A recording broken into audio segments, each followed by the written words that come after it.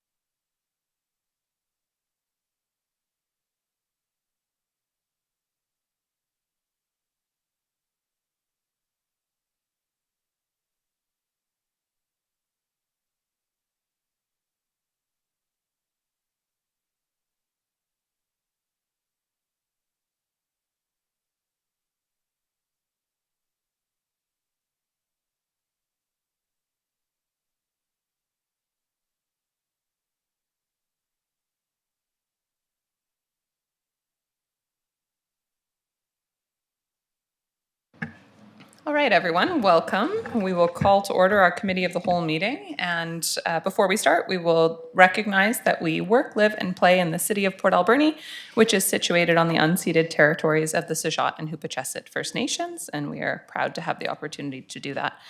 We do have an agenda in front of us. Are there any late items from members of council? Seeing none, any late items from our corporate officer? No late items, Madam Chair. All right, would somebody like to move approval of the agenda? Moved by Councillor Solda, seconded by Councillor Mealy. Seeing no comments on the motion, all in favor? Carried, none opposed. And we have adoption of minutes of the meeting held at 6 p.m. on July 21st, 2025 as presented. Move to adopt by Councillor Solda, seconded by Councillor Dame. Seeing no comments on the minutes, on the motion, all in favor? Carried, none opposed. We'll move on to public input period. This is an opportunity for members of the public to address the committee. Up to 6 speakers for up to 5 minutes each can be accommodated, and for anyone participating electronically, you can use the raise your hand feature. Would any members of the public like to speak today?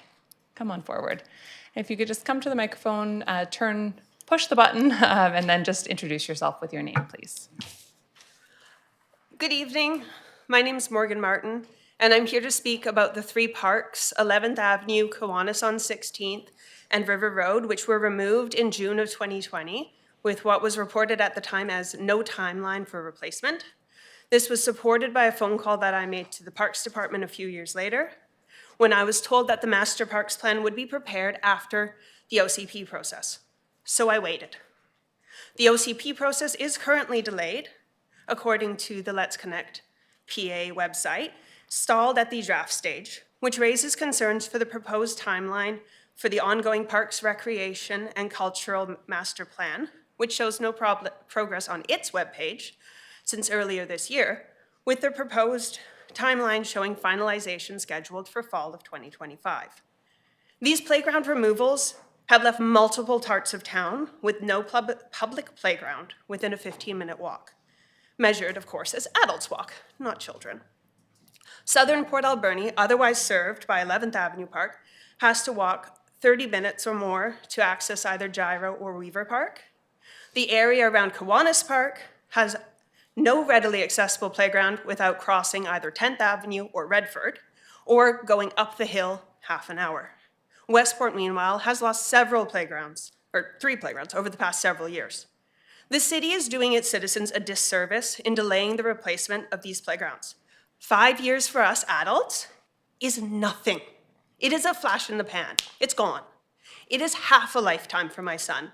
My children don't remember the playground that we used to walk to. My daughter asks me, can you tell me what this playground was like? Because she was not even 1 when it was removed. She's only 6 now. Similarly, the neighbors that I talk to, some don't even know that we ever had a playground in our neighborhood. If you hear nothing else in what I've just said, I really want you to understand that the city has a tremendous opportunity here. With the prior removal of unsafe structures from these sites, what we can now do is use these places to develop accessible structures and multi-age facilities suitable for children through their teenage years. We can foster opportunities for community engagement through the addition of park features like those we enjoy at Blair Park. We have a gazebo, we have barbecues, we have picnic benches, we have the tables, and we have those wonderful new trees that were planted for shade. With this, we can engage more of the population. We can also add fenced off-leash areas to it for the households of all kinds that have their dogs. I'm not just speaking from the perspective of a parent with children. These parks and the opportunity engage the entire community. We need to look at our past successes and those of other cities and continue to strive towards supporting our healthy communities, neighborhood fellowship, and active children, youth, adults, and dogs. Thank you so much for your time. Thank you so much, Morgan, for coming today.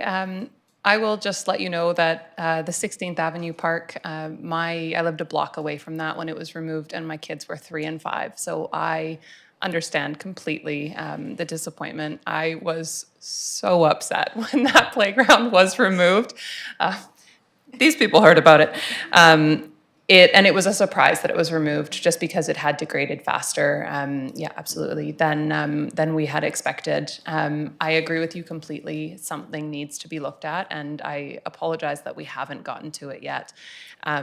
I'll ask staff after this, but I'll let you have another comment. I at one point even had asked if we could look at putting something lesser into those spaces, like a swing set for kids, because at one point we had gotten, and I see our corporate officer looking. I don't think I made a motion.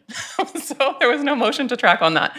But I recall having a conversation about it where our parks manager at the time had priced a reasonable swing set at something like $10,000, much different than like the $80,000 to $100,000 that we often spend on a playground, and that requires a lot more budgeting, but rather to put something in as a starting point for those parks where they had significant structures removed. So we actually haven't had people come and talk about this, so I really appreciate you being here today. I also really appreciate people coming to council meetings to give us their thoughts who don't often come. So thank you for being here, and feel free to make another comment if you'd like, and then I'll go on. Oh, it was a very minor comment. It was just the timing of the removals. They had been shut down for COVID, of course, open for a matter of days, and then fenced and ripped out. It was very peculiar. With respect to not having come to council previously, I was told multiple times that I either had to wait on the OCP process and the master plans, or, of course, to come to council. And I try. Yeah, thank you so much. Really do appreciate it. And I remember the timing as well. This is just a committee of the whole meeting, but I will just make a motion to go to council that we just ask, the committee ask council for approval for staffs to price out what a minor improvement to those park areas could look like prior to the full completion of the Parks, Recreation and Master Plan. Seconded by Councillor Solda. Thank you. Any discussion? Councillor Solda. Well, there's a lot of organizations who might still be interested in helping put money into a parks, and just, I know they're very expensive, like each piece, but maybe there's somebody out there who wants to adopt a park, and that would be great, Madam Mayor. Yeah, so I think that there is just something that can be done at these playgrounds. It was 3 playgrounds. They were removed unexpectedly, and unexpectedly to staff as well, as a result of just the decay that they had found at the time when they were assessing playgrounds. So not to say that we're going to be able to, in short order, put something into any or all of them, but I think it's at least worth exploring if there's some kind of structure that could be in to program the spaces a little bit more. Councillor Dame. Thank you, Madam Mayor. And if there was one thing that I would say about the last 3 years that I'm regretful or disappointed about is that we haven't found a way to address some of our playground needs in the city. So I'm excited to see that maybe we'll talk about this more and see what we could do. So thanks. Thank you, and I apologize to council because this is not the normal structure for doing this. So hope nobody on council minds, but it is just a motion to council, so it will come to a regular council meeting for full discussion. Not seeing any other comments on the motion to council. All in favor? Carried, none opposed. Thank you, and thank you very much for bringing that forward. No, we'll discuss it next at a council meeting. Would any other members of the public like to come forward? Seeing none, we'll move on to delegations for the day, and the first is from the BC Structural Movers Association.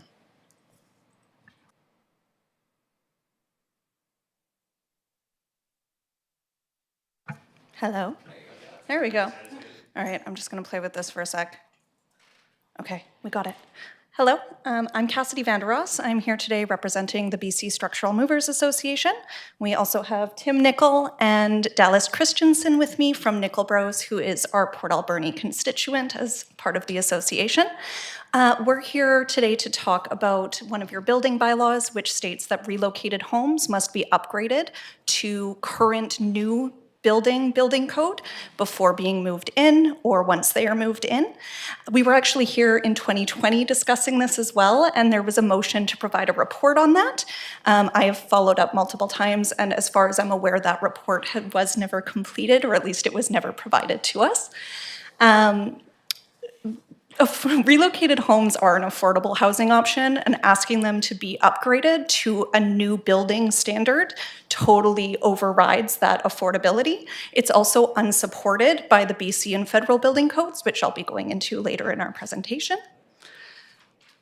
First, if we are able to play a video, I'm thinking we're not, since it's not showing up. Is that an option you have, staff, to play that video?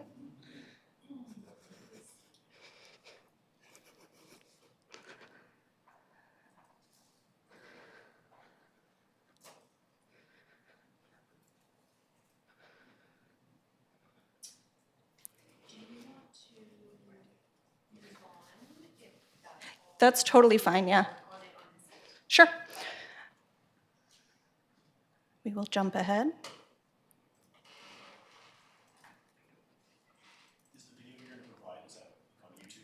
Yeah, it was embedded from YouTube. I don't seem to be able to move past this slide. Yes. Happy to have been here.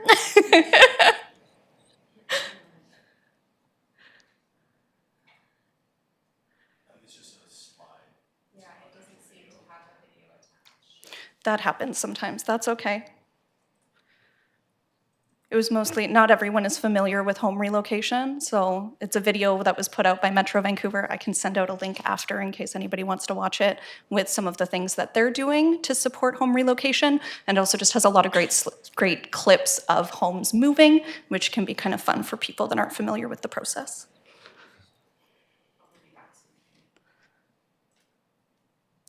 All right.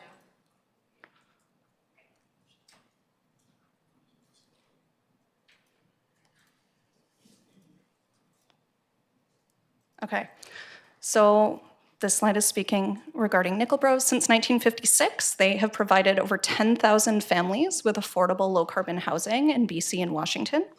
The average home costs roughly $120 per square foot to relocate, but in this region, it would be roughly $300 to $600 per square foot to build new. Additionally, each relocated home saves 120 trees from becoming lumber, prevents 80,000 kilograms of embodied carbon from being released into our atmosphere, and diverts 100,000 kilograms of waste from local landfills. Now, when we look at bylaws and building code, often those are focused on operational carbon, and embodied carbon kind of gets left out of the conversation. So in case anyone is unfamiliar, embodied carbon is all of the carbon that comes from manufacturing, from importing supplies and equipment, from crews driving back and forth to and from sites, from the building being constructed and built, and then also from end of life, so demolition, and also all of the maintenance that goes into the home in the meantime. It ends up being quite a bigger number than the operational carbon, which is just, the amount that's created from living in the home, lights, heating, water, stuff like that.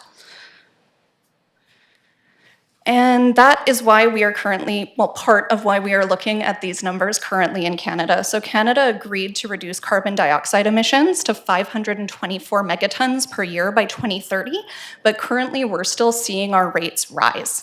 You can see where we are at with our current actions, where we would be with no government actions, which is actually a very similar place, and then way down below where our Canadian 2020 target is.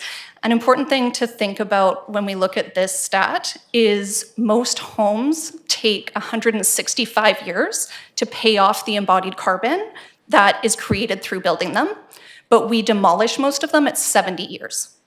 So almost no home is actually getting to the point where that embodied carbon is being paid back through a reduction in operational emissions, but still operational emissions end up being the focus of governments most of the time. So in Port Alberni, we have received 107 requests for relocated homes since 2020. That's roughly 22 families per year that would like a relocated home and would like the option of affordable low-carbon housing through relocation that are affected by this bylaw and cannot access that housing due to this bylaw. We have received a huge amount of support at the provincial and federal level since the last time we were here, and I believe these things were forwarded to staff as they came out. But the Ministry of Housing released Technical Bulletin B24-07, which stated that relocated homes do not need to be brought up to new building code. They are grandfathered in as existing buildings, and it also points out that asking for them to be upgraded often goes against zero waste mandates and also creates less affordable housing accessibility. The National Resource Council, partnered with the Canadian Board for Harmonized Construction Codes, also created a housing supply committee through 2024 and 2025, and under that is a relocated homes task group. So they are looking at the federal level, how can we make relocated homes more accessible to Canadian communities? And I am a member of that task group and that committee. The City of Victoria has implemented a refundable demolition and salvage deposit and has seen an increase in relocated homes since doing that. The Capital Regional District recently sponsored a home relocation event. It was called the Home Demolition Waste Prevention Forum, and it focused on relocated housing and how that could be better supported in BC communities. Metro Vancouver is currently listing home relocation as a critical metric in measuring success of their zero waste plan. And the City of Nanaimo recently voted unanimously to remove their value rule from local bylaws, which was a barrier to people being able to access relocated housing in that city. What we are asking for, or to be discussed, would be that Port Alberni starts allowing relocated homes. And I know that if you go to your building department or look at the bylaws, you'll say, we do allow relocated homes. They just have to be upgraded. But to upgrade an existing home means replacing all of the framing, all of the insulation. You have to literally tear the home down and demolish it and then rebuild it from scratch. There is no feasible way to bring an existing home up to current code standards or to new building code standards when you include the framing and everything like that, which you have to because that's what a new building code is. So you're effectively saying they're not allowed, but the bylaw says they are, but because of all the red tape, they're not. There is no feasible way for someone in Port Alberni to move a home in and access housing that way. If that is something that council is amenable to after discussion. We also have a number of other permits that we've developed as examples that are under workshopping in other municipalities, and we would love to receive feedback from Port Alberni on them as well. And that is a temporary accelerated relocation permit, which allows relocated homes to be moved on prior to the building permit and basically allows the timelines to fit a bit better for both developers that are getting rid of the home and the new family that is bringing it in. The reason we developed that is many municipalities on the island allow homes to be moved in early, but it's not an official process, which creates liability for the cities. So we created this permit to ensure that that liability is removed from the cities and put on the person moving the home. We're also requesting implementing a building reuse assessment form, which basically requires that all homes slated for demolition are assessed for relocation and deconstruction first, just so that people have the education of what is available to them as a demolition alternative. It doesn't require them to use either of those options, but it requires them to educate themselves on the options that are available. A large refundable demolition deposit like we've seen in the City of Victoria. Early green removal permits, which allow a home to be removed or deconstructed prior to a demolition permit, which gives both deconstruction and relocation companies the opportunity to compete with demolition companies. Because demolition companies can come in and knock a house down within 24 to 48 hours, whereas both deconstruction and relocation can take a number of weeks. And a municipal building removal procurement standards policy, which we see with the Canadian Treasury, which basically says that they will take bids for relocation and deconstruction before taking bids for demolition. Thank you.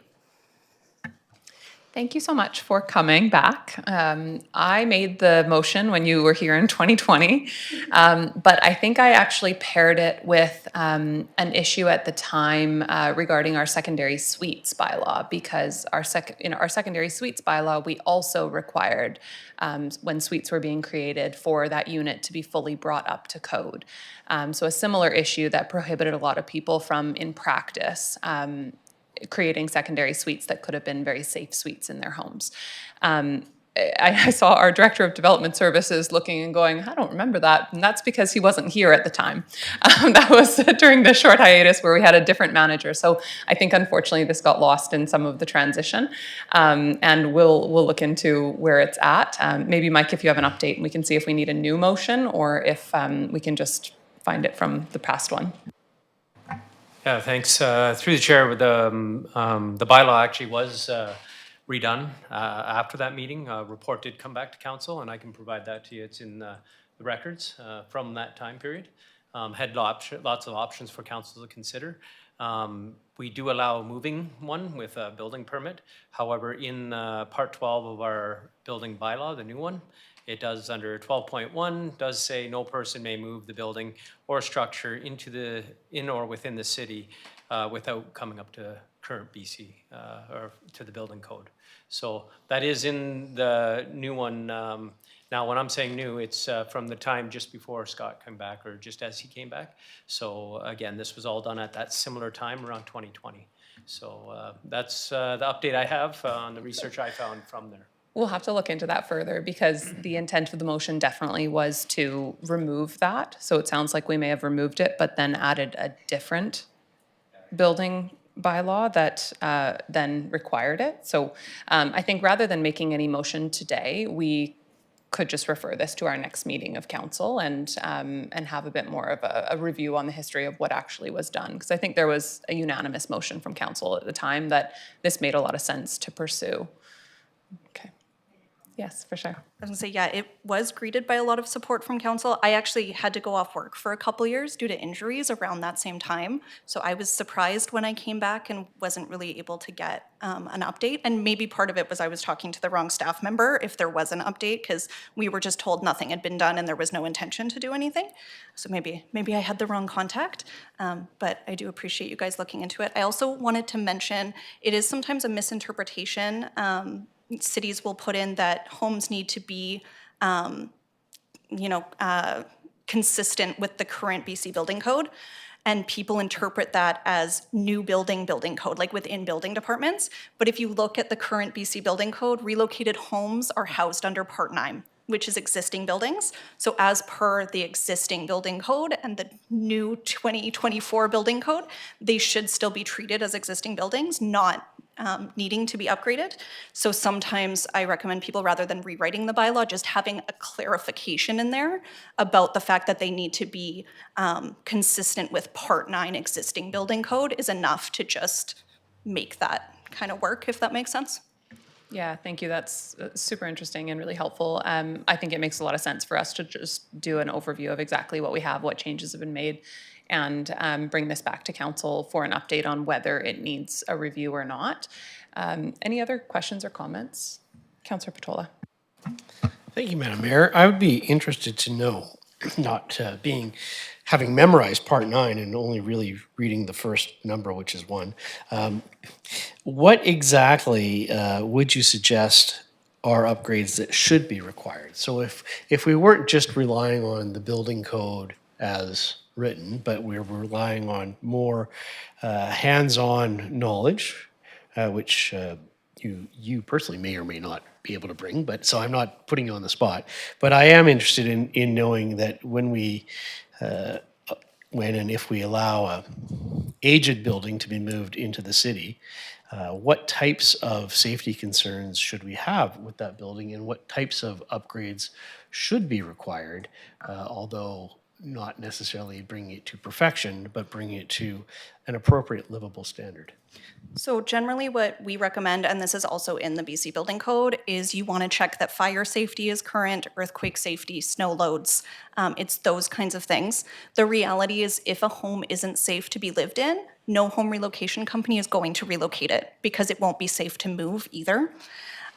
So you want to look at life safety things. We generally don't recommend upgrades in regards to aesthetics or climate impacts, because saving and preserving that relocated carbon will outweigh any upgrades you could do to the home anyway. And realistically, just like any other existing home, the home will be upgraded over time. but asking people who are already looking for an affordable option and maybe have a lower budget to upgrade something right away when every other existing home in the neighborhood can get upgraded over the next 5 years or the next 10 years is not equitable, realistically. But those life safety things are definitely a factor, and that's outlined in the BC Building Code, the Federal Building Code, and also the bulletin that was released in 2024 also has a list of life safety factors that should be considered. Thank you. Could you additionally give a bit of an understanding, what's the average age of a home that is moved in BC? That is a really wide range right now because of the rate of demolition. So generally speaking, we take homes out of more dense urban areas with really high rates of demolition. So like Vancouver, Victoria, stuff like that.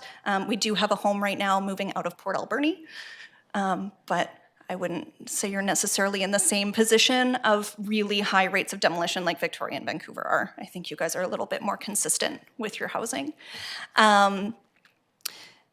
We have homes that are, 100-year-old heritage homes. We also have homes that are 5 years old. Just because, now a developer has bought the lot and they don't want this custom 5-year-old home. So there's a really, really wide range, which makes it really difficult to answer that question with certainty. I could send you some things later with like homes that are currently available in the area and maybe get you an average that way of like the current situation. But the reality is that it's a really wide range of what's available. I think last time we had this presentation, there was some concern from the community and discussion that followed after that it was going to be a bunch of old falling apart homes that were moved into the community.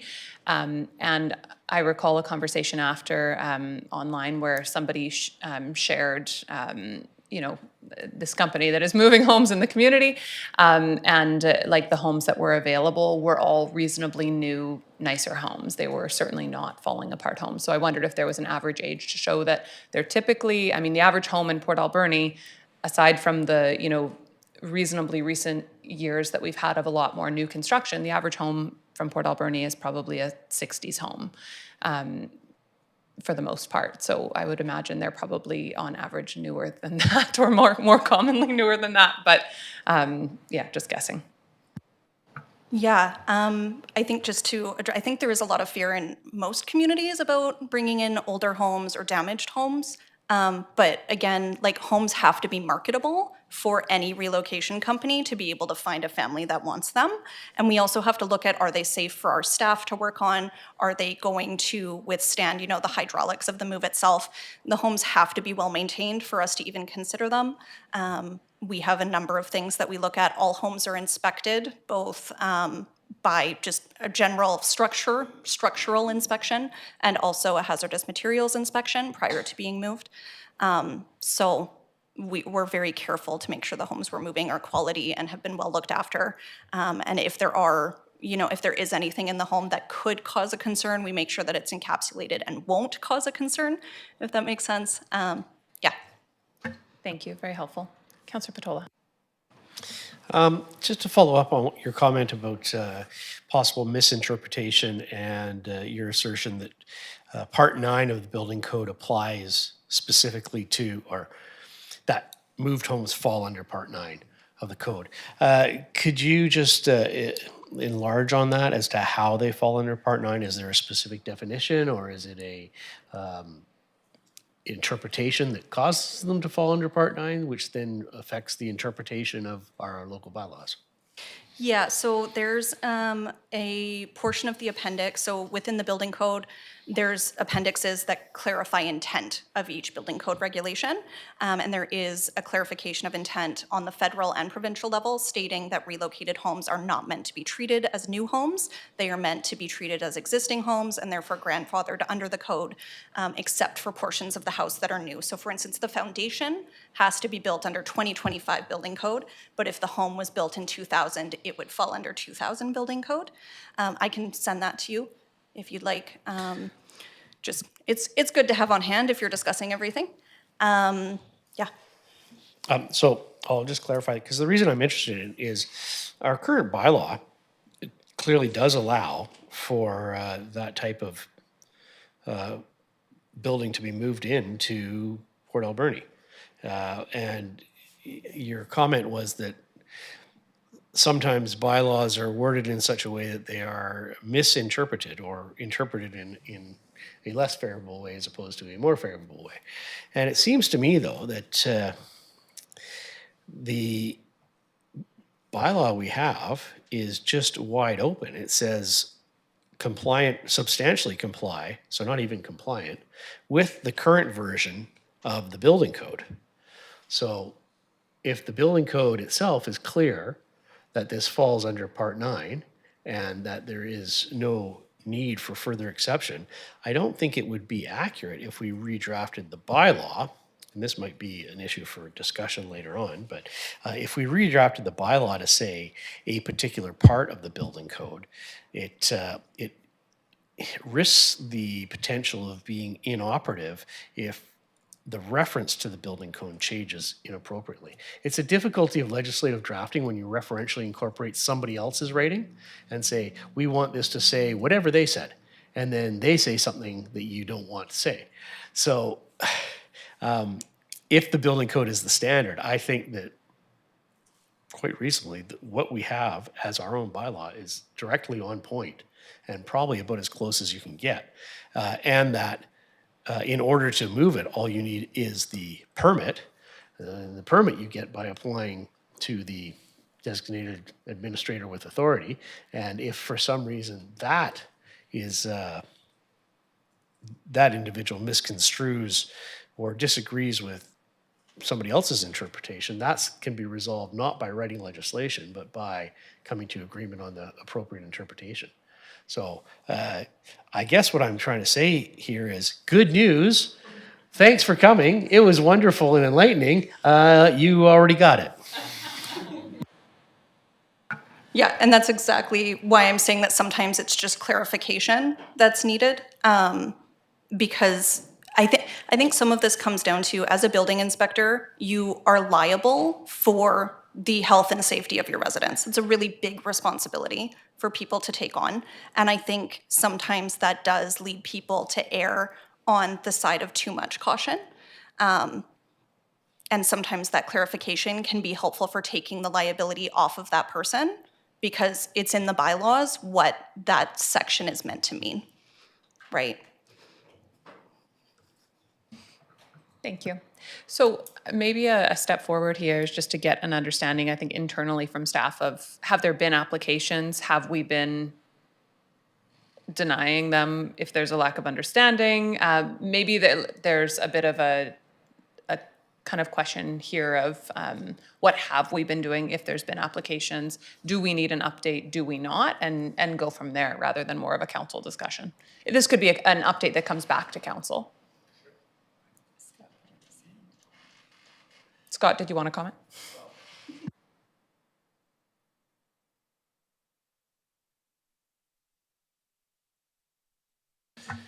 And not to say that this answers all the question, but I wanted to clarify, our bylaw basically says that if certified by a registered professional, so to their point, if the registered professional is submitting information to our building inspectors that this substantially complies with the building code, then that would be something that we would review. So to your point about our building inspectors having to take on liability, that's true, but that's why our bylaw actually says a registered professional certifies and submits that the structure substantially complies with the building code. Now, we did in a previous version have an assessed value portion of our building bylaw that is often problematic and that other municipalities had. That was removed from our building bylaw in the last update, so that took one of those more challenging hurdles away. We do not, and just this is anecdotal, but I did speak to my inspectors, at least inquiries coming into our office, whether it's city, are not the same numbers are in your presentation, so I don't know if that presentation included the whole valley or just the city itself. Again, anecdotally speaking to our inspectors, we're getting one or two inquiries every 3 or 4 months. It's not to say that that may be not the name of people who are reaching out to the industry themselves. Yes, I do. Just to respond, sorry, what was your first point again? Well, Yes, but so also by a it's a registered registered professional who is submitting that documentation Yes. as part of a building permit, which We- assists them showing how it is potentially meeting or substantially complying with the building code. So our inspectors are not having to take that responsibility on, they're having to evaluate what's being submitted. Yes, so we do provide an engineer's report with each of our homes, so that is always available. My understanding from speaking with the representatives at Nickel Bros is that we get a lot of inquiries, and when it's asked, can we move this home in, like before we get to the permitting process, we're basically told no unless it's fully upgraded. And that's the reason that I think we get many inquiries that don't move forward. Again, that's just my understanding, and but that's my interpretation of the issue. Okay, I think that's super helpful. I think we've got, well, Sarah, do you think we should have a motion on this to look into it? Or would it be sufficient for it to just come back with a verbal update to our next council meeting under unfinished business? Okay, that would be great. And then we can go from there. We can make a motion if we need to make any formal changes. But, you know, just based on the discussion today, a bit of a verbal report on if we currently have a process to make this work, if like what the updates were that were made, and go from there. If everyone on council is okay with that, if anyone would like to make a formal motion, they can. If not, it will come to our next council meeting. Okay? Okay. Thank you very much for coming today. Really helpful. Appreciate you coming back and getting the discussion started again. Yeah, thank you for your time. Thanks. All right. We will move on to our second delegation, which is the Alberni Valley Transition Town Society.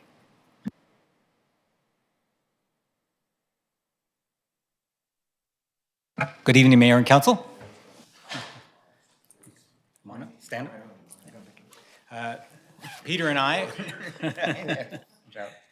are with, as you may know, Alberni Valley Transition Town Society, and we're here to seek your support for our latest campaign, which is called Fair Transit. First, I want to offer a bit of an introduction. For those who may not know, Alberni Valley Transition Town Society is an advocate for a shift away from fossil fuels, and we try to offer people grassroots solutions that they can adopt within their own lifestyles. And so Fair Transit is conceived along those lines. We also, of course, started the Food Hub some years ago, and that was spun off to be the Alberni Valley Food Security Society. We have Cycle Alberni, most recently ran the bike valet service at the Fall Fair. You may have passed us there. Ocean Friendly Alberni is focused on the estuary and working with First Nations and educational programs in that regard. And we also have Free Watch It, which is advocates for the restoration of the Somas estuary. Since only 30% of the original estuary remains intact. I also wanted to mention, while we're here, we have two special events coming up. One of which is happening this Friday, front lawn of City Hall, and it's called the Eve of Action. It's a prelude to the Global Day of Action on climate change, and it has it's a demonstration, a rally. It also touches on broad themes of peace and human rights and social equity. So all of these things tie in. Since people in the listening audience may not be aware yet, the Eve of Action starts at 5 p.m. in front of City Hall. And it is in itself a prelude to a public forum we're organizing for October 8th at the Italian Hall between 6 and 8 p.m. 7 to 9 p.m., seating at 6:30. It's a free event, open to the public, and we want to get people together to talk about and think about and plan about wildfire and wildfire safety. So having said that, I'll let Peter introduce you to our Fair Transit campaign. And if anybody wants any extra brochures, I've got some here. Go, take it away, Peter. Thanks, mate. And thank you, Council. It's great to have this opportunity to share our thinking about the need for more affordable and more frequent buses into Nanaimo. I'll get to know how to operate the system. Which button am I? These buttons don't seem to be working with my thumb. Oh, that's okay. It does occasionally. It's probably a nervous thumb. Okay. Anyway, I think we are all aware that our intercity bus service is actually falling behind other communities on Vancouver Island. As you'll see in that chart, at the top, you've got the route Souk Victoria, where they have some 43 buses a day and a one-way fare of $2.50. Qualicum Nanaimo has 22 buses a day, $2.75 one-way fare. Duncan Nanaimo, 9, and a one-way fare of $7.50. And leading the charge at the bottom is Port Alberni with just 2 and a one-way fare of $45. Irrespective of how we got there, you can't get around the fact that we actually pay 15 times as much for a bus into Nanaimo as do our friends across the hump in Qualicum. And we are inconvenienced by something like 1/10 of the bus frequency of Nanaimo. And in a general sense, without suitable travel options, people either have to face and pay the piper, or they can consider moving to another municipality, or when they're thinking of coming into Port Alberni, it can create some hesitancy about coming in. And when we talk about people, God, I'm not very good at this, obviously.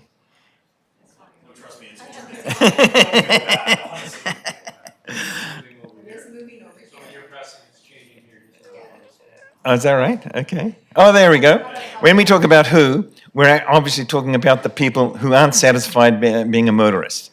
And they are typically 20 to 40% travelers who cannot, should not, or prefer not to drive. And in Port Alberni, the people that are in the most need of intercity buses are first and foremost retirees, 65 plus.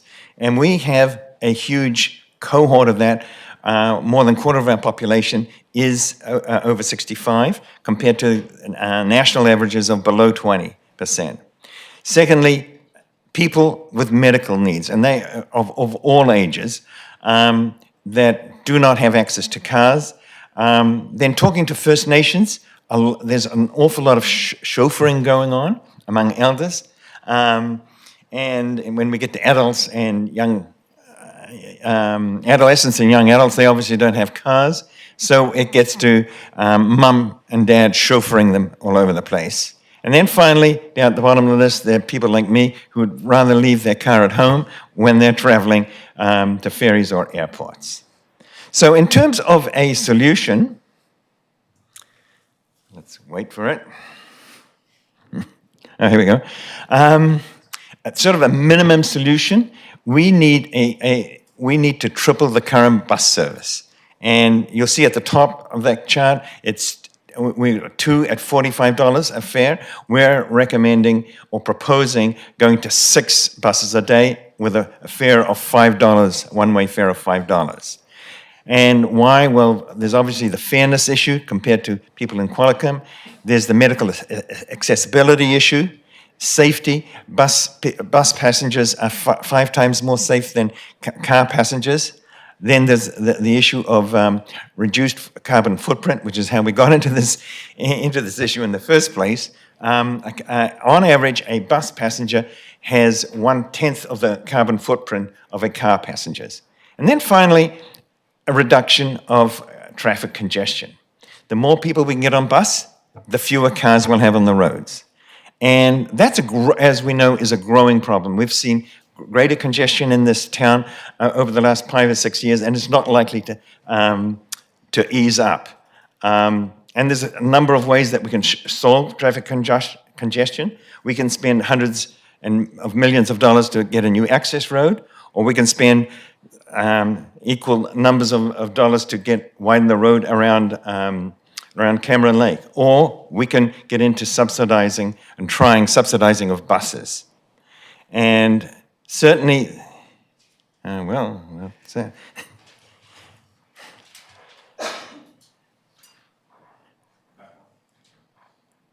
Oh, we've gone right down to the back. Sorry.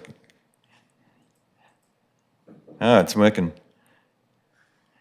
Where are we now? No, we were still. Okay, great. Okay, great. Thank you so much. Thanks, Cheryl.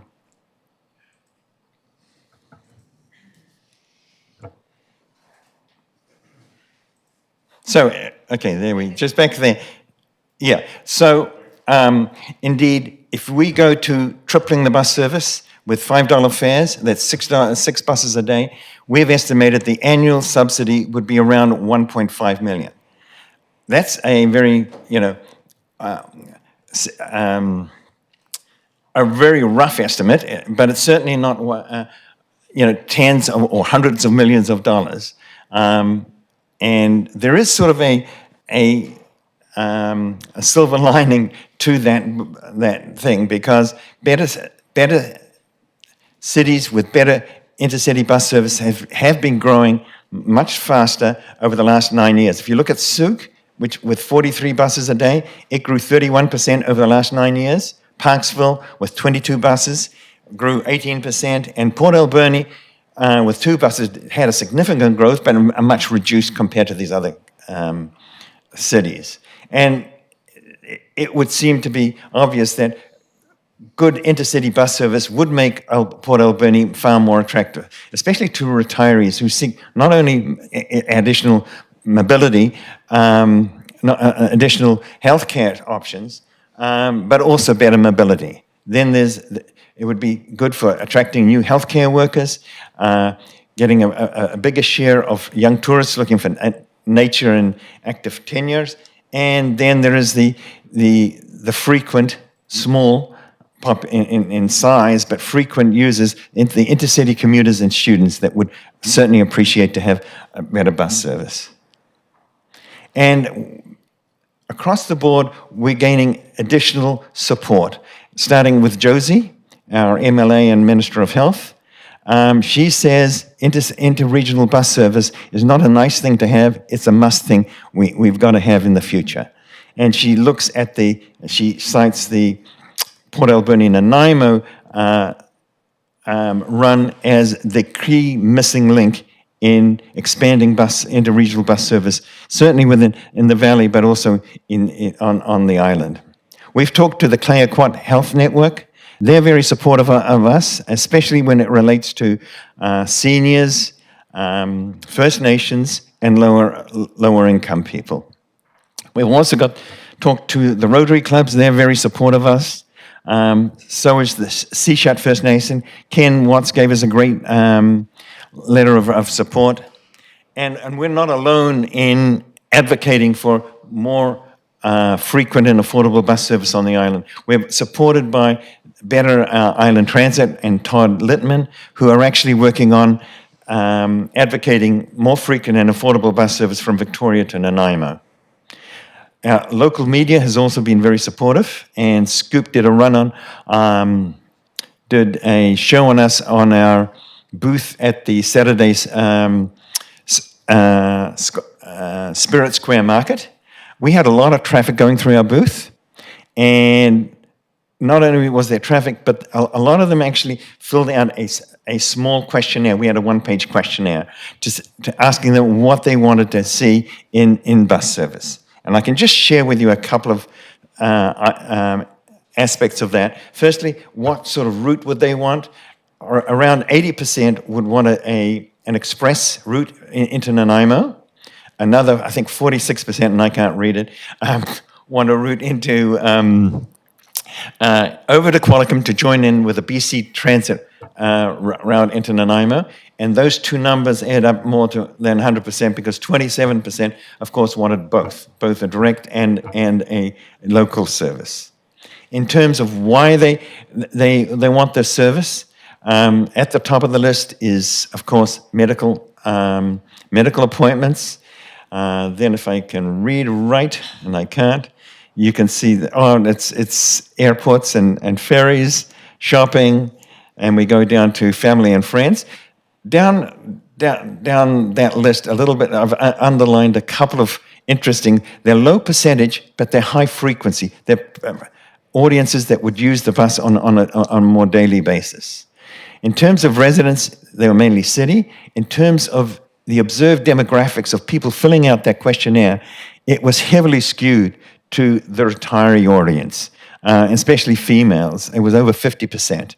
The next cohort was about 34%, and that is your reluctant chauffeuring cohort. And then there was, of course, young people.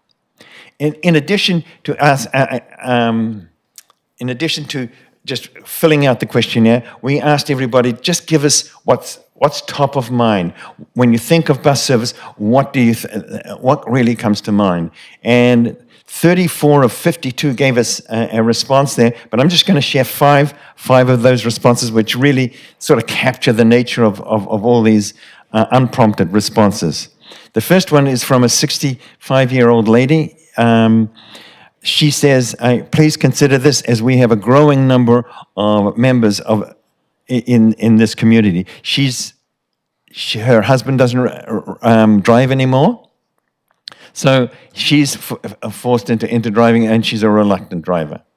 And another person, another retiree, and new to Port Alberni, they have difficulty accessing health care, and so they have to shuttle back and forth from Nanaimo to access their GP and specialists.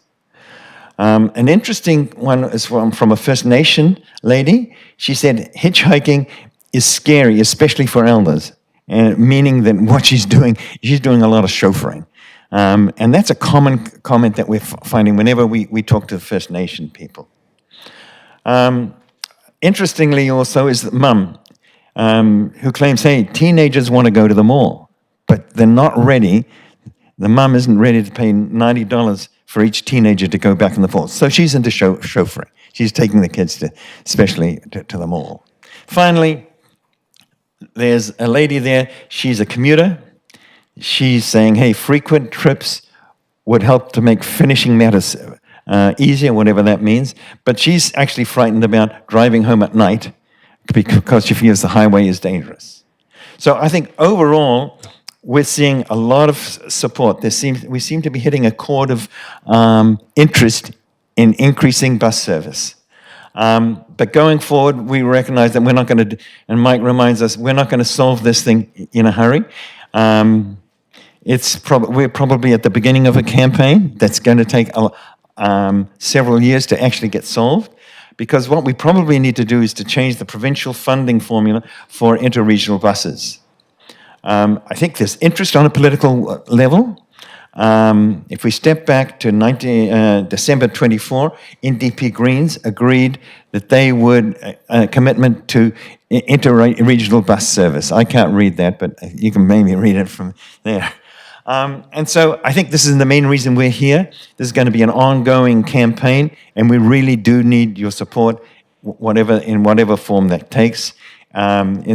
In the meantime, we'll be certainly running a public support program on the internet and at events, and ultimately this year, hopefully talking to both the region and BC Transit, ultimately the Ministry of Transport and Transportation and Transit. So I think the bottom line is we need your support, and thank you for letting us share our thoughts with you today. And we welcome any questions you may have. Thank you. Thanks so much for coming and making the the presentation. I will say that you have had our ongoing support for several years. And although I don't think this current council has made any formal motions around this, BC Transit was here recently, and this was one of the items that we asked them about. We continue to ask them about, continuing to engage the public on this issue of an interregional transit option. Specifically, we typically talk about tying into the Qualicum route, recognizing that it is slower, but Ladysmith got to Nanaimo in a kind of two-step process. So we figured we could take the same route. So we have continued every time BC Transit does come to ask them about that. Myself and Councillor Haggard have also continued to advocate on the Regional District Board for this. A few years ago when they did their strategic plan, we brought it up several times and did get a small note into the strategic plan about regional transit. So I think that there is a decent level of support to continue to explore it on the Regional District Board as well. But I agree with you, in the long run, there needs to be a different funding model for it at a provincial level. That said, other communities have been successful, and I think we're seeing the whole east side of the island tied together through BC Transit or related services, and Port Alberni is the area that is looking to be left out, and that's why we've continued to advocate for it. So I'll let new members of this council certainly speak, but I know that when BC Transit came recently, it was specifically one of the items that our council asked about, and we'll continue to do that. If there's other ways that we can support the initiative, I'd be happy to hear those from you as well. We do have a letter of support which you can send. Great. If you want to send us a template letter of support or a request for one, then we can bring it formally to council to write one. And Councillor Mealy, did I see your hand up? No, but I'll take the opportunity to thank you, gentlemen, for coming. Appreciate that. And yeah, I haven't discussed this other than with BC Transit, but like you said, previous councils have talked about it. And of course, there's a need, and I look at the aging population of this community who I tend to drive to Nanaimo for appointments and that. And so I totally understand it's the sticker shock, of course, to look at it and go, okay, is this something that, like, what I would personally like is this to go through the regional district and have everyone in the community, or everybody in the valley participate, including Hoopachesset and Seychelles First Nation. I think to have everybody at the table and say, okay, can we do this? I've lived here all my life, and I've been on buses from this community ever since I was a child, going to Vancouver, Victoria, and around, and it was private, and it's come to a point where private doesn't want to do it anymore because there's no money in it. It does not viable. So at what point does the government have to step in and go, okay, what are we going to do for what amount of money? So that's my only concern. I think that is the main concern, of course. And I respect them. The numbers are pretty rough, but an annual subsidy of $1.5 million for a bus service to the other side or to Nanaimo, it's quite a bit for the amount of people that really would use it. But I'm not saying, like I said, there is a need. It's what can we do? And again, I appreciate the mayor's comments about tying into Qualicum. Would it be the fastest route to the ferries? No, it wouldn't. But would it be a route where if you don't drive, you can make it to Nanaimo and make it to a ferry and make it to, a family engagement in Vancouver or a doctor's appointment in Nanaimo or further down to Victoria? Absolutely. So I appreciate you guys coming and love to see the template letter of support or whatever we can do. Thank you. We could make a motion to council a recommendation to council to consider a letter of support for this initiative. Thank you, Councillor Mealy. Seconded by Councillor Dame. Any other comments? And again, it will come to council for further discussion. Seeing none, on the motion, all in favor? Any opposed? Motion carried, none opposed. Any other comments? Okay. Thank you. Thank you very much. And just a part with a footnote pertaining to the previous discussion. I just came across this stat recently. The average house in Port Alberni was built in 1960 or earlier, so you're close. Just a guess. Thank you, Mike. Okay, thanks everyone. We have no unfinished business today, so on to staff reports. Item number 1, 2026 to 2030 draft financial plan. Andrew. Thank you, Madam Chair. So as we've discussed over the last little while, the financial plan is a constant evolving document that we amend and we adjust throughout the year. So to actually say it's a kickoff is probably not completely factual, but we are budgeting through the year. So we've seen quite a bit of changes over the last couple of years in how we present the financial plan. We've brought back the practice of making sure that all the managers are coming forward to provide their department reports. And we've also introduced some structure to the financial planning process. So when we look at all the changes that we need to bring forward, tonight, any capital changes for the 2026 year must be brought forward according to our policy. Of course, council can accept any changes to that, make financial plan amendments, but in order to provide the information to council to make the decision on the upcoming year in a timely fashion, the process of ensuring that that plan is presented to council by this period is something that we will do tonight, and you'll see some reports coming forward. And then when we move on to the next committee of the whole, that's when we seek our operational changes. So if there's any changes that are being recommended from our managers to the upcoming year's operations, we are asking that the managers bring that forward to the committee and then have that adopted by council if it is approved in the following meeting after the October 20th Committee of the Whole. We will continue these level of service presentations that we'll bring forward. If there are changes, of course, to that level of service, that will come in October. And then the next scheduled date would be in November for the Committee of the Whole. Of course, looking at the schedule on the screen, this is something that the administration has recommended for the committee and council to approve. We can make any changes that the committee would like to seek, bring back further information. So just looking for committee recommendations to council tonight to endorse anything that we have or make changes. And later tonight, we will address the tax share policy. It's something that we do have to address. Obviously, we are looking at changes that are coming, but we'll discuss that a little bit later. Communications, we'll continue to look at the Let's Connect platform to provide all of the community and council the information and use that as a central source to ensure that we follow up and make sure that the information is available for review. Looking at the opportunities for that public engagement, we do plan a November public open house, and that's a great opportunity for us to bring forward the recommendations that have been made by the managers and then seek the changes within the financial plan to provide that direct in-person discussion regarding the financial plan. Moving forward into the new year, we'll seek to possibly have a special meeting if council and the committee do agree to have that additional public input. Noting that we are seeking a financial plan approval before we normally do. It's scheduled in this schedule right now at February 9th, but we are starting quite a bit earlier. So some changes, but of course this is flexible and we can go right up until May 15th of every year. So that is not a problem for the committee and council.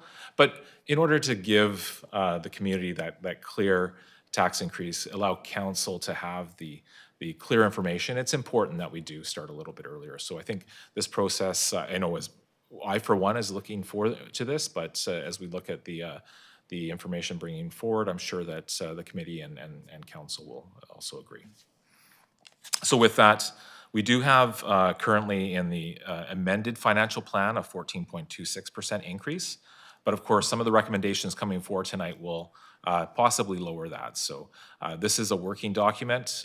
We will finalize that hopefully in October with the recommendations from staff as mentioned, and then bring that forward for public discussion and the committee and council amendments. So with that, I hand it back to the committee for any questions. Thank you very much, Andrew. Are there questions to get started before the coming reports? Okay, seeing none, would somebody like to move receipt? Moved by Councillor Patola, seconded by Councillor Mealy. Seeing no comments on the motion, all in favor?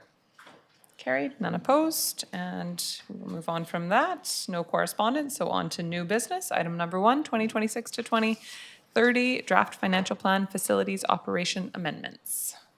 Welcome, Rob.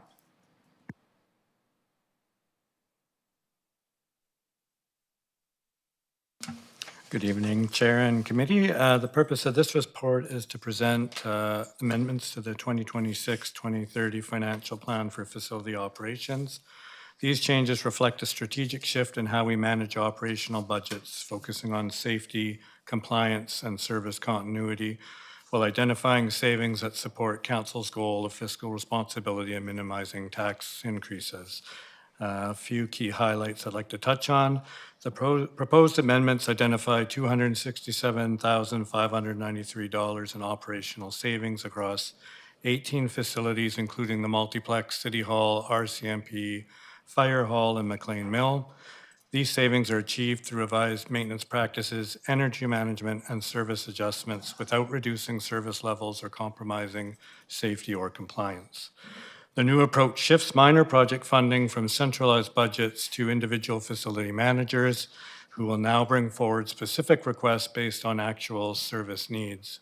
All changes are aligned with the city's strategic plan, the facility condition assessment, and the draft Parks, Recreation, and Cultural Master Plan, ensuring long-term sustainability of municipal assets. If adopted, these savings could be used to offset future tax increases or reallocated to priority projects within the general fund or reserve funds, depending on council's direction. So, recommended recap. The recommendation is that the Committee of the Whole advise Council to amend the draft 2026-2030 financial plan to reflect the proposed reductions in facility operating budgets totaling $267,593. And I'm happy to answer any questions. Thank you very much. Questions from Council?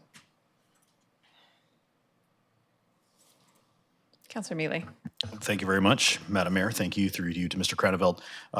Not much of a question per se, as I do see it on here, the implications, service delivery, no reduction in service levels, facilities remain open, safe, and compliant. So just an early kudos to you and staff for the ability to enable or ensure that our service levels are still up, but a little more fiscal responsibility and just tightening the ship a little bit, and we really appreciate that. Thank you. Yeah, thank you. And I'll just add that I think we do this every year, just at different points of the year. Obviously, maybe this is earlier, but in a slightly different format as well. But I really like seeing this all at once up front, recommendations for changes to the budget coming forward, and we can ask any questions about it, but we can also just, accept that staff are doing their annual review of what has been budgeted for, but may not be necessary for this year. So just really appreciate the format of this. It's easy to understand, really clear to get started with the budget. Councillor Dame. Thank you, Madam Mayor. And I was about to say almost the same thing, just that I appreciate it. And I think the report basically covered any questions that I might have had, which was just how is this going to affect the operations of all of these different facilities? And the answer is that it should be able to continue to operate at offer the same level of service as we have been. So that's great. And like you said, I appreciate it. And it's nice to have it all laid out in one place, nice and early. Thank you. Would somebody like to move the recommendation? Councillor Haggard. Thank you, Madam Chair. I'd like to move that the Committee of the Whole recommend Council amend the draft 2026 to 2030 financial plan to direct the following items 1 through 18. Moved by Councillor Haggard, seconded by Councillor Mealy. Unless someone wants to sever this and vote independently, discuss each one. Not seeing anyone. Okay, seeing no comments on the motion, all in favor? Carried, none opposed. Thank you. And moving on to the next report, thank you very much. Item number 2, 2026 to 2030 Draft Financial Plan Facilities Capital Amendments. Thank you. So the purpose of this presentation is to outline the proposed amendments to the 2026 to 2030 Facilities Capital Plan. These changes are designed to reduce the 2026 taxation burden while ensuring that safety, regulatory compliance, and operational continuity are maintained. The recommendations are based on the facility condition assessment and reflect a strategic prioritization of critical infrastructure needs. Some of the key highlights: the 2026 capital request has been reduced by $1.8 million, including deferrals of major projects such as roof replacements and equipment upgrades. 3 projects have been added or increased in the 2026 plan because they are required to meet code and safety standards, which include the Aquatic Center whirlpool upgrade, automatic door repairs at the multiplex, and structural inspection due to cracking at the multiplex. Reductions include RCMP facility improvements such as boardroom renovations, cabinet upgrades that will help free up budget space. The revised plan aligns with the city's strategic priorities and facility assessments. These changes result in a 5.06% reduction in the 2026 tax requisition, easing financial pressure while addressing urgent needs. So recommended recap. The recommendation is that the Committee of the Whole advise Council to amend the draft 2026 to 2030 financial plan to reflect the proposed capital reductions and additions, resulting in a net decrease of $1,812,800 from general capital taxation. And I welcome any questions. Thank you very much. Questions from council? Councillor Mealy and then Councillor Haggard. Thank you, Madam Mayor. I appreciate it. And once again, thank you for the report, Mr. Craneveld, and staff has been wonderful with this. Just a question would be, and I know it's not going to be this for this year, but I'm looking at the new digital sign for the multiplex for $45,000. When we do, it's more of a keep it in the back of your mind. When we do replace it, I know the Industrial Heritage Society and was looking for a digital sign to perhaps promote the Industrial Heritage Center a little bit more. Just it's coming through conversations through the Western Vancouver Industrial Heritage Society meetings. So if we are going to get rid of that digital sign, to maybe keep it and see if we can repurpose it as well. So, but I appreciate the report and the effort done. Thank you. Thank you very much. Councillor Haggard. Thank you, Madam Chair. Just a question. I do have a concern because three of these major projects were roof replacements, one for the RCMP, one for the fire hall, and one for the multiplex. So I was wondering, are they at the end of life, or they've been having any kinds of issues? Because these are things that concern me if we keep delaying them, and then they cause problems with leakage or whatever. So delaying all of these roof replacements does cause me a bit of concern. Can you have any comment on that, or? I do. So particularly the multiplex. So a few years ago, I'd have to look at the exact year, we undertook a recapping procedure that extended the life of that roof. And we've also spent some money in operating each year every time there are bad spots. And we haven't really had any issues now for the past year there. So I think what we're doing is holding to allow us to make that deferral. Similarly, there hasn't been any reports of any major leaking at the fire hall or the RCMP. So we're monitoring them through performance, through how much we're spending on repairs, and they've been holding. So that's given us the confidence. I do think they should always be there, though, so that they're not forgotten, because at some point they will have to be addressed. But at this point, largely the recommendation is based on how they've been performing the last couple of years, and we haven't seen any big red flags that they're going to fail imminently or anything. Are they, so they will remain in our budget, we're just delaying them by a certain length of time? Correct. So it was part of the facility condition assessment, so they had assigned a year, and then staff have modified that year based on our own results of how often we're called to deal with any leaks. And so we feel pretty confident shifting them a couple years. But like I said, it will come to a tipping point where they're going to have to be replaced. But that being said, this year we did replace the work yard roof and the park yard roof. So we are still maintaining roofs. It's just... Yeah, I just would like that we don't delay everything, then have to do all these roofs at once, because that would be a huge cost. So if you could sort of like 1 year, one roof, and 1 year, the next roof, and so on. So we don't have it all combined in the same year but at a significant cost. So anyway, just my suggestion. Thank you. I'll go to Mike. Yeah, thank you. And through the chair, just further to the facilities manager's comments, we will be bringing back the 5-year capital budget, and you'll see these projects in other years. And also, I'm sure during this budget season, we'll be talking about reserves.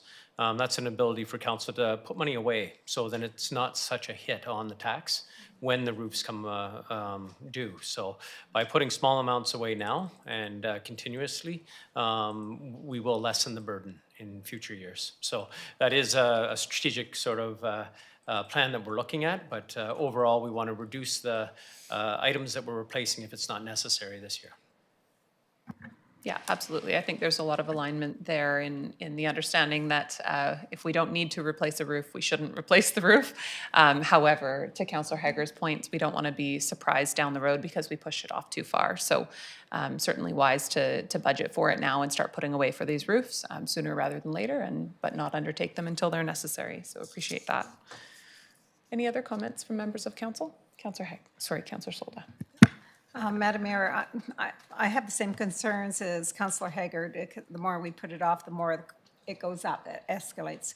I'm curious about the Harbor Key, the building maintenance, because we've had a lot of issues in the past, and I don't know if we're still there, that it needs a lot of work. I mean, it's a tourist area and so I'm just kind of curious to know where that is. What kind of building improvements does it still need? And maybe that can come in a report. It doesn't have to be answered now if you don't want to. We definitely could bring it forward in a report. It is included in the facility condition assessment. There are years noted in there where roofs are to be replaced down there, as well as some other work. And the last couple of years, we put new fasteners down in the roof, so that will help. That's where any leaks we're having. So most of the roofs have been refastened to extend their life, and as well as some window work and atrium work on some of the buildings. But they are in the facility condition assessment in future years for target, and but we could bring that forward if council wishes. Thank you very much. Councillor Solda, would you like to read this motion? Madam Mayor, I'll move that the Committee of the Whole recommend Council amend the draft 2026-2030 financial plan to reflect the following: Capital Plan 2026 Parks and Rec Culture Facilities reduced by $1,835,000. Capital Plan 2026 RCMP Boardroom Office renovations reduced $17,000. Capital Plan 2026 RCMP Cabinet Facilities reduced $16,000. Capital Plan 2026 Aquatic Center Whirlpool increased $12,000. Capital Plan 2026 Multiplex Automatic Door upgrades increased $10,000. Capital Plan 2026 Multiplex Structural Inspection increased $18,000. General Fund decreased general capital from taxation $1,812,800,000. Thank you. Moved by Councillor Solda, seconded by Councillor Dame. Any further discussion? Seeing none, on the motion, all in favor? Carried, none opposed. On to item number 3, 2026 to 2030 Draft Financial Plan Multiplex Chiller Upgrades and Dehumidifier Installation. So this report will outline the imperative need to purchase and upgrade the multiplex rental chiller and proceed with the installation of the previously purchased dehumidifier and energy recovery systems. These projects are essential to maintaining safe, reliable operations at the multiplex and are supported by a combination of reserve funds and external grants. The goal is to secure early approval to proceed during the 2026 off-season, minimizing disruption to programming. A little bit of background information. So the chiller had failed mid-season in early 2025, prompting the rental of a temporary unit to maintain ice operations. Staff are now recommending purchasing and upgrading this rental unit for long-term use. The dehumidifier project was paused due to high bid costs and structural uncertainties. The unit has already been purchased and installation is planned for the 2026 off-season. The combined capital request is just over $2 million with significant funding already secured, including $560,000 from the Canada Community Building Fund and $500,000 in Fortis BC incentives. If successful, the Green Municipal Fund grant and loan could further reduce the city's funding requirements to $1.353 million, with loan repayments covered by the multiplex maintenance budget over 10 years. This represents the worst-case scenario, and every effort is made to secure alternative funding through grants. The energy recovery system included in the dehumidifier installation is expected to generate an annual operational savings of approximately $48,000, improving long-term efficiency. So to recap, the recommendation is that the Committee of the Whole advise Council to amend the draft 2026-2030 financial plan to reflect the increased funding for the dehumidifier and chiller purchase and upgrades, provide early approval to proceed with both projects, and to direct administration to pursue the Green Municipal Fund grants and loans to reduce the overall project costs. And with that, Andrew's happy to answer any questions.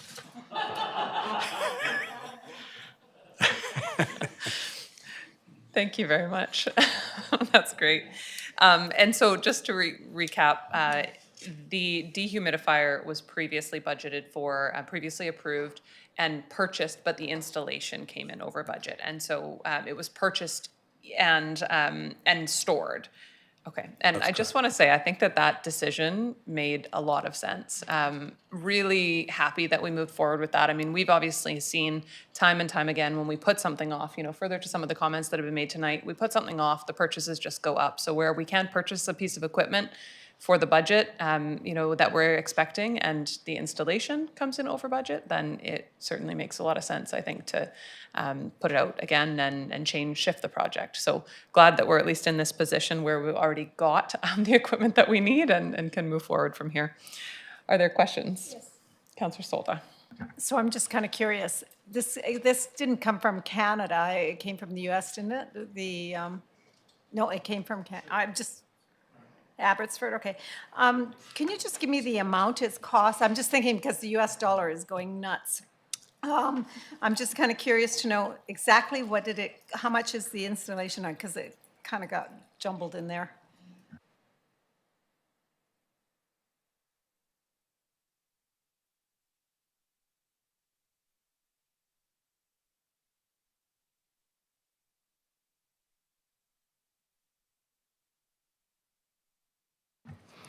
So the overall expenditure is about 2.25 for everything, and that includes purchasing the rental chiller, installing the dehumidifier we purchased, and the other upgrades that go along with those systems.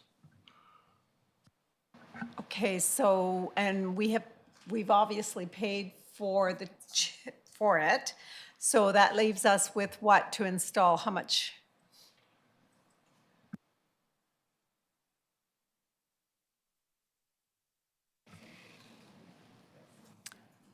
Madam Chair, so through to, I'm here for Rob, through you to Councillor Solda, what we're looking at is if we look at the chart on the table 1, so we have the detail on where we are with the project costs, the expenditures to date, and noting that we had $285,000 for the rental.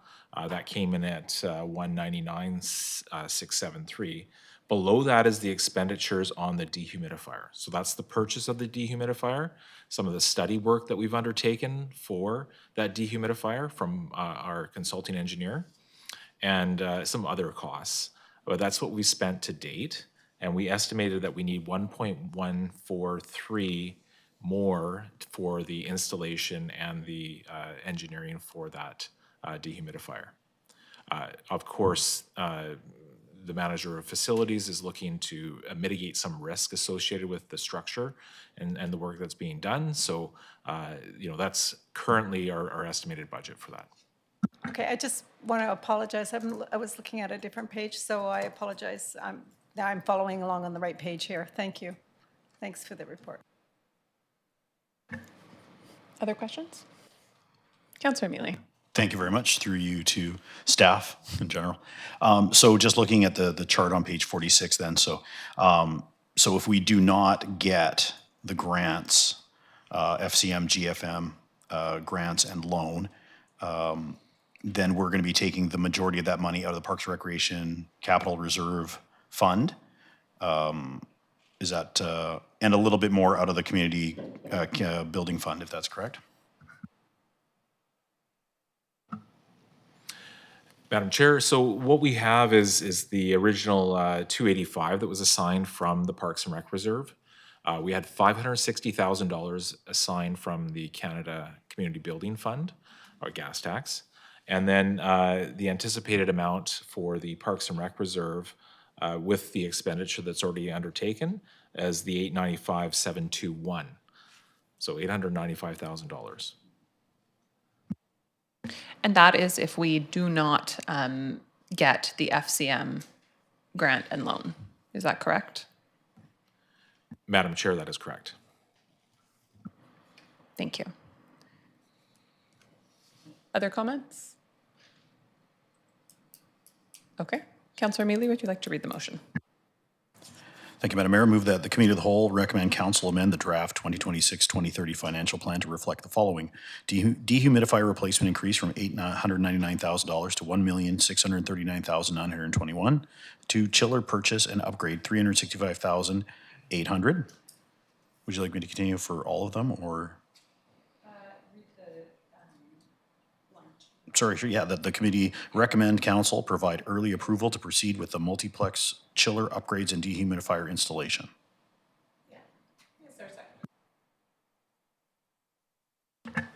Okay, moved by Councillor Mealy, seconded by Councillor Haggard. Sorry for combining those, suggesting you should. I think they were separate, but I think they're fine together.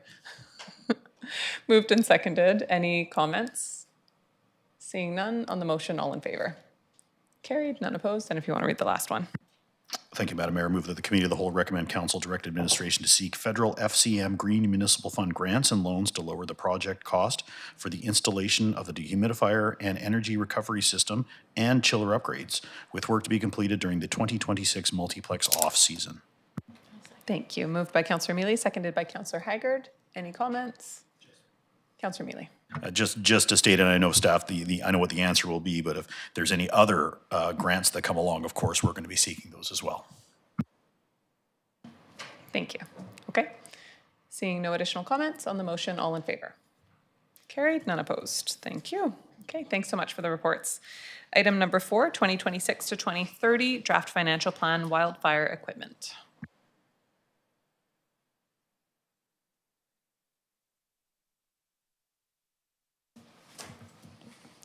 Thank you, Madam Chair. So before you is a report seeking $15,000 to go towards wildfire equipment, which will come from taxation. The following equipment is what it's intended to be purchased. Sprinkler kits that will assist in wildfire operations, specifically at night when it's too dangerous to use hand lines. Additional high-pressure portable pump to ensure effective operations are not hindered by inadequate equipment, and additional forestry hose to meet the operational needs. So this equipment will assist PAFD in containing and extinguishing vegetation fires and will ensure the health and safety of firefighters with the ability to set up sprinklers overnight to limit fire growth. With that, I'll take any questions. Thank you very much. Councillor Solda. Well, with all the the fires around, I think they're important. I believe they're important, and I definitely would support that. But I'm just kind of curious to know, is there any grants? I mean, the government has had a lot of talk out there about grants and stuff. Are we able to apply for any grants to do with wildfires? And I know that the regional district is probably got their hand in one, but what about for the city? Yeah, thank you for the question. We are certainly have our eyes peeled for any grant opportunities that may come about. We have been, there is a specific grant that kind of comes up every year that is eligible for composite and volunteer fire departments, but for some reason excludes career departments, and that's the only metric that they use. So each year we kind of tap UBCM and the province on the shoulder and say, we'd love to have that metric change. There's about $30,000 that's available through that grant. But thus far, we have not been successful in changing the criteria for that. If there's any other grant money that is available, certainly we would be keen to apply for it. Thank you. Councillor Solda. I'm not sure if there's a meeting to do with wildfires at the UBCM. I don't know why and that we're going to be attending and something we could bring up. I mean, if it's for volunteers, what about for the municipal? Just putting it out there. Yeah, we have a lot of meetings at UBCM, so there's probably multiple ministries that we could potentially fit a comment on that in. So we will look through the list of meetings and look for an opportunity to bring that up again. Appreciate that comment. Mike, did you have anything you wanted to add? Yeah, I see Councillor Solda looking through her package quickly, and that comment is in our package for the correct meeting. So we do have it in there in the briefing notes. Other comments? Okay, Councillor Dane, would you like to read this motion? I move that the Committee of the Whole recommend Council amend the draft 2026 to 2030 financial plan to reflect the following. 1, capital plan 2026 fire department wildfire equipment increase $15,000. 2, general fund increase general capital from taxation $15,000. Thank you. Moved by Councillor Dame, seconded by Councillor Mealy. Any discussion? Seeing none on the motion, all in favor? Carried, none opposed. Thank you very much. Item number 5, statement of objectives and policy for taxation. Andrew. Thank you, Madam Chair. As mentioned earlier, we need to look at the tax rates and some of the policies that we have in place for our tax rate and some of the pieces that put together to balance the budget every year. So tonight, committee, I'm just seeking some direction or any follow-up for our tax rate policy as we move into the new year.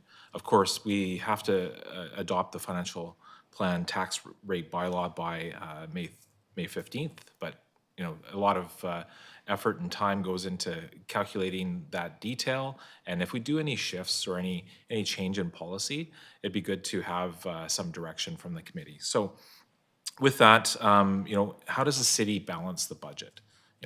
We do have a tax rate that collects the taxes to balance the budget. We also have revenues from fees and charges, which we've increased over this past year. So we did make some changes as of September 1st. We'll see that realized in the financial plan in 2026. And moving forward, we have regular increases coming forward. So we'll see some increases in that area. That's one area that the council had sought to improve, and we'll make those changes. Non-market change, we've made some changes to non-market change allocation every year. Historically, we've taken that non-market change and allowed that to dilute in each class. In 2024, we made some changes to take commercial and light industry and take that non-market change and put that into the asset management reserve. Last year, we did that for the entire tax base. So this upcoming year, council, we can get direction on the details on how we want to utilize that non-market change. That's one option, and that's within the policy that is in the back of this report tonight. Permissive tax exemptions, we have continued on with the council direction to support senior and youth in the community through the not-for-profit organizations, and that continues on. October 1st, we'll be bringing forward any changes to that bylaw, but if we want to make any amendments to our policy, we can start discussing that. The use of the investment and funding from the province as far as the non-conditional grant and traffic fine revenues. Currently, we just allow that to balance the budget. If we wanted to direct those funds in any other way, we could take that direction. And our community funding for the gaming funds that we receive, we currently provide the Community Investment Program funding for that, economic development and Maclean's Mill. That's one option. We can look at redefining where those funds are going. So when we look at our level of service detail, we can see those community investment funds from gaming go into each of the line items for that balancing of the budget for each level of service. So we've provided, kind of the detailed tax share that we've seen from 2006 on, and we've seen some shift, obviously, with industry in the city of Port Alberni shifting and mills closing. That reliance on major industry has diminished.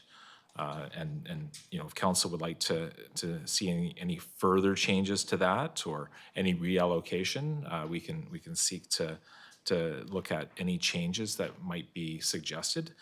Also, when we look at our assessment role, we know that's going to change. So I do encourage council, when they do go to UBCM, to seek out BC Assessment and engage them with some of the changes that we are likely to see in this upcoming year with some of the changes in ownership of the properties for major industry and light industry, in fact. So with that, if the committee has any questions or any further information that they'd like to seek, we are here to take those questions tonight. Thank you very much. Questions or comments from council?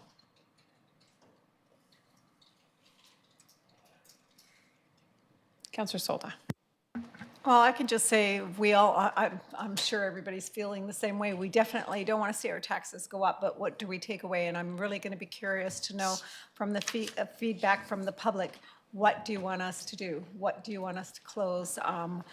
Or what do you want us not to do? And I definitely don't want to see children's programming and anything to do with children and I don't want to go backwards. I want us to go forward, but how do we go forward if we're going to cut back and cut back? So that's going to be the question. When I look at what on page, whatever page this is, 55 here, and I look at 2025 and it was earmarked for 15.16%, in 2026, 12.45%.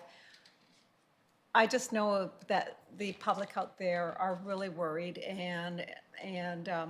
but where do we go with this? Groceries cost a lot more, but that's every year. And who knows with the tariffs where we're going to go, if that's going to affect us, and it has affected us in some aspect. So I'm waiting to hear from the public, and I'm sure we're going to hear too. I can't answer what I want to cut back. I just don't want to go backwards where it's going to cost us thousands of more in the future. So I would like us to really focus on our aging infrastructure that we have, but I don't want to forget that we are trying to get ahead too, so it's a really mismatch with me. Thank you. Councillor Patola.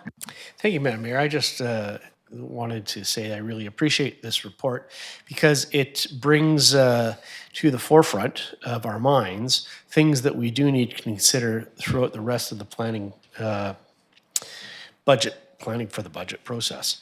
It seems to me, in my experience in past years, I've felt that these are items that are often afterthoughts and should be items that are right at the beginning. So I'm quite happy to see some recommendations and a report that brings these issues to the beginning so that, as Councillor Solda says, we can move ahead. And I think the way to do that is exactly what's been represented in this report, not moving backwards, but moving forwards in structuring an intelligent and appropriate allocation of taxes amongst the task base and doing that with consideration of other revenue sources as well as just the public. Thank you. Thank you very much. I really appreciate this discussion and report as well. And I will just say that, for a number of years, we did not have a lot of non-market change in any class. And so that led to a lot of challenge in, determining how to continue on with the service level that we had. In the last several years, we've had more and more non-market change, i.e. new taxes, from new taxable units for the most part to work with. And several years ago, we made a very intentional change, and that was when a large light industrial taxpayer came into the community. And the status quo would have been us taking the new taxes and diluting it within that class.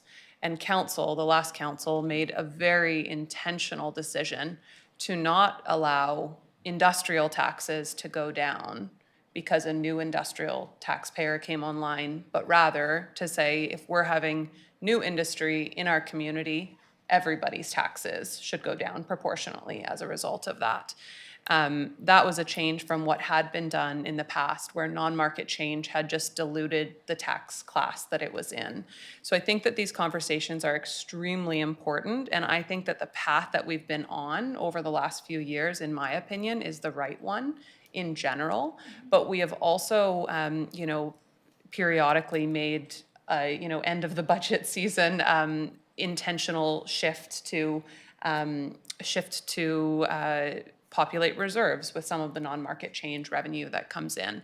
So I think it's a bit too soon to say if we want to make any changes like that, where, we don't know, maybe there'll be $100,000 of non-market change ultimately this year, or maybe there'll be $1 million, probably not $1 million. Andrew's agreeing with me, probably not $1 million. But I think in general, the mentality of, where there is investment, in the community, that investment should benefit the whole community and not just the tax class that it's in. That, in my opinion, is a really important mentality to continue with. We are seeing some development in the community. We are seeing development in some specific tax classes. And I think that, if we look at these charts of 2006 until 2024, what's extremely clear is residential tax share has never been higher and heavy industrial tax share has never been lower. Now, a simple chart doesn't necessarily tell the whole picture, and I talked to one of our large heavy industrial taxpayers recently who said, sure, yeah, that looks nice on a chart, but our taxes went up $1 million this year and that's not sustainable. Nobody else's taxes went up $1 million. So the chart in itself doesn't tell the whole story.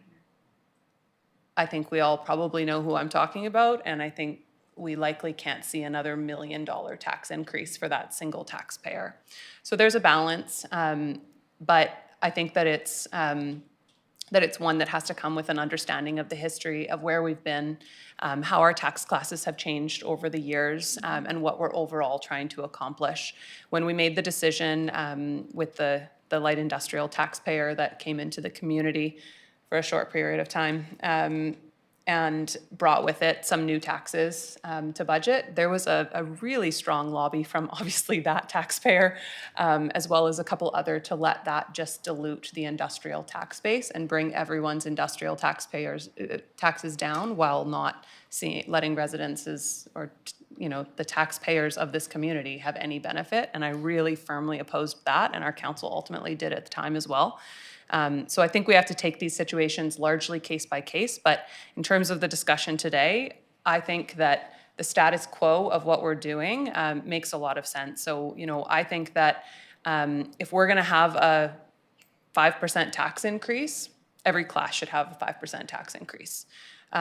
Maybe we make some small adjustments at the end, but I would like to see the tax classes ultimately go up largely the same. If my taxes are gonna go up 5%, industry should go up 5%. If mine are gonna go down, industry should go down. I think largely, for the most part, we should try to balance as much as possible, unless there's a big reason why not to. And with that in mind, I think we should all be motivated to really look at our budget again, as we did last year when we were in a difficult situation with our budget as a whole.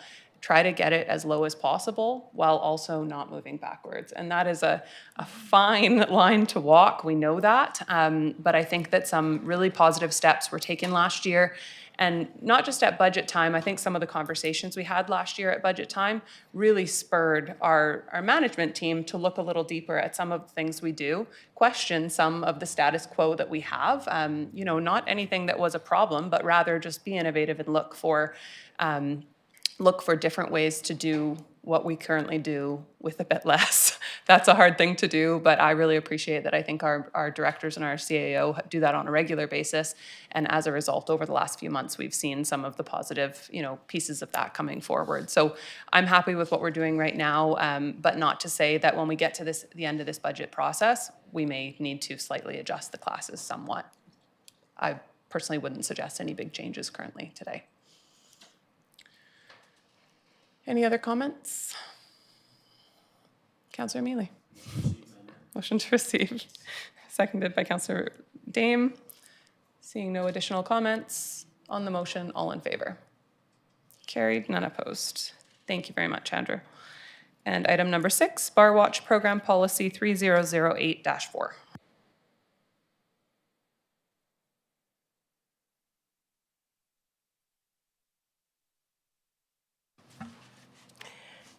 Good evening, Mayor and Council. I'm pleased to be here tonight to present the Bar Watch Program policy and also the introduction to the letter for establishments and the outline of how the program would work. The Bar Watch program really aligns with the City of Port Alberni's municipal alcohol policy, which was adopted by Council in June 2025. The Bar Watch program is designed to deter unlawful and uncivil behavior that threatens the safety of patrons and staff. The program's been successfully implemented across many major cities in British Columbia and throughout the UK and throughout Canada, to foster public safety and communication amongst stakeholders. There's 4 key elements of how it works. Patrons are required to present ID. Unlawful or uncivil behavior will not be tolerated. Absolutely no gang colors or support clothing. And jackets must be checked at the door when requested by management. The program is completely voluntary for the establishments. The requirement is that they, right now, you have to show your ID anyhow when you're going into the liquor establishments. There is a Bar Watch sticker, and on page 59 you have a sample that we created just to give you a visual of what the symbol would look like. And so what we're asking tonight is that the Committee of the Whole recommend Council to approve the Bar Watch Program Policy number 3008-4. And the alternative is that you do not approve the program. The implications for having such a program, the implications for administration for city staff and the RCMP, because it's a joint program between the city staff, our city and the RCMP, there will be staff time, minimal, but still implicates. Some printing of a sign to go into the window of each establishment, and perhaps an outline that they're participating in the Bar Watch program. And then the ongoing liaison between the RCMP and the Community Safety and Social Development Department, which we currently have regular updates, weekly updates, but this would just be added to that. In closing, the success of the Bar Watch program in the City of Port Alberni really requires participating establishments to take ownership and active efforts to create and maintain a safe environment for their patrons. And with that, on the following pages in your packages, you have the policy, the sample letter that would be sent out to the establishments or hand-delivered, and the program outline. I'd be happy to entertain any questions that you have. Thank you very much. Questions from Council? Councillor Solda. So I really do support a Bar Watch, but I'm just curious to know who's going to police this to make sure they're in compliance. Now, in the past, RCMP used to go through bars and check them out, but I'm not sure if they still do that. I have no doubt they probably do, but maybe you can answer that. Thank you through the mayor. Councillor Solda, the RCMP would be in regular communication with the establishments. Currently, we do not have a bar watch program, so there isn't one. So this would be a new addition, and then each establishment would be encouraged to participate. And so with that voluntary participation, then there'll be regular updates and monitoring just to check and see how it's going, is it working, and if they require any additional support. So when we talk about monitoring, is that just going up to the establishment during the day or when they're open and saying, hey, how is it going?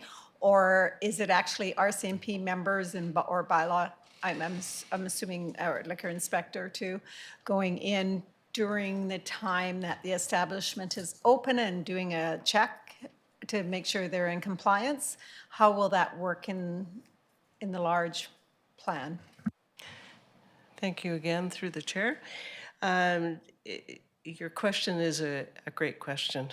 And how we envisioned it is during working hours, during the day, but there could be spot checks throughout, but those would need to be, those are the details as we get into the program, working with the RCMP that we will determine and figure out the actual mechanics of how that happens during operations of an establishment.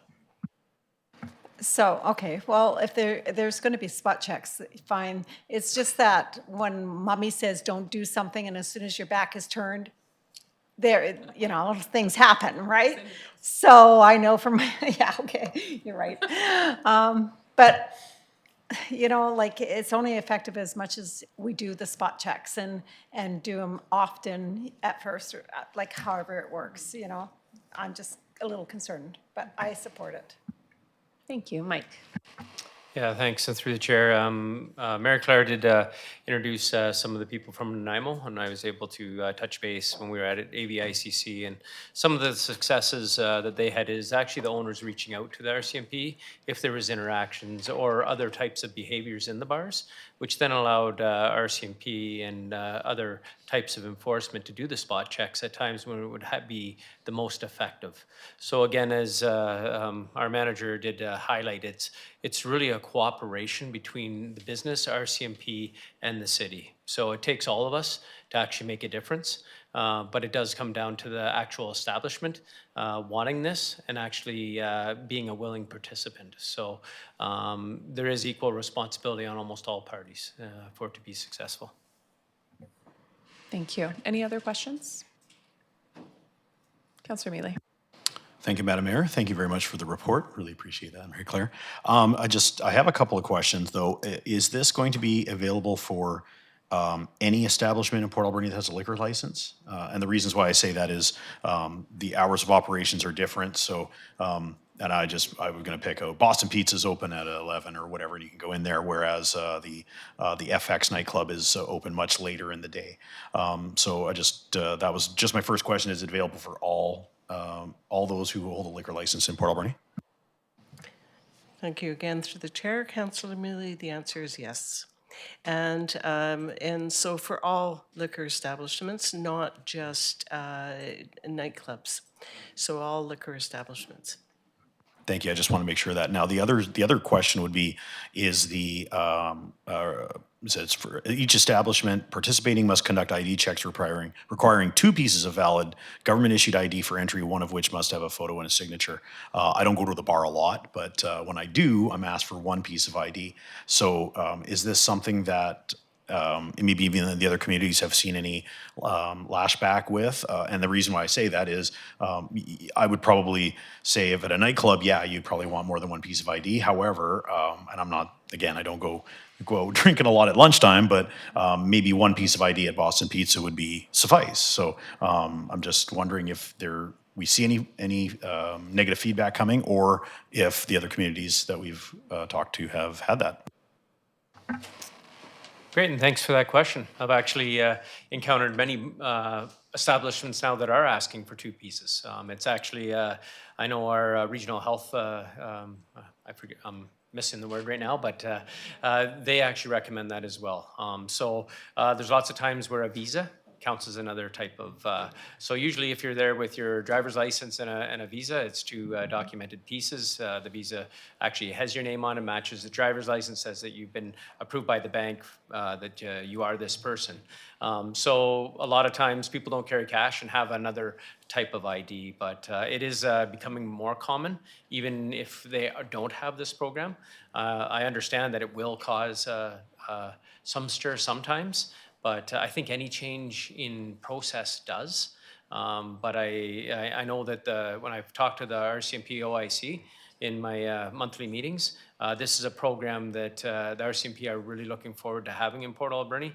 They believe it's necessary, and they have actually been in conversations with some establishments that are asking, like, when is it coming? So again, I think it will be a positive, and there are lots of places now that I know I have been to that have asked for two pieces of ID, not necessarily in Port Alberni, but Victoria, Nanaimo, even in Ottawa when we were there. So, yeah. Thank you. Any other questions, comments? Councillor Patola. Yeah, I just echo the comments of the CAO. Pretty much every establishment I've been in that was serving alcohol has asked me for two pieces of ID. And I think the purpose of that is to make sure you don't have fake ID. And unfortunately, that made my McLovin ID unusable anymore, but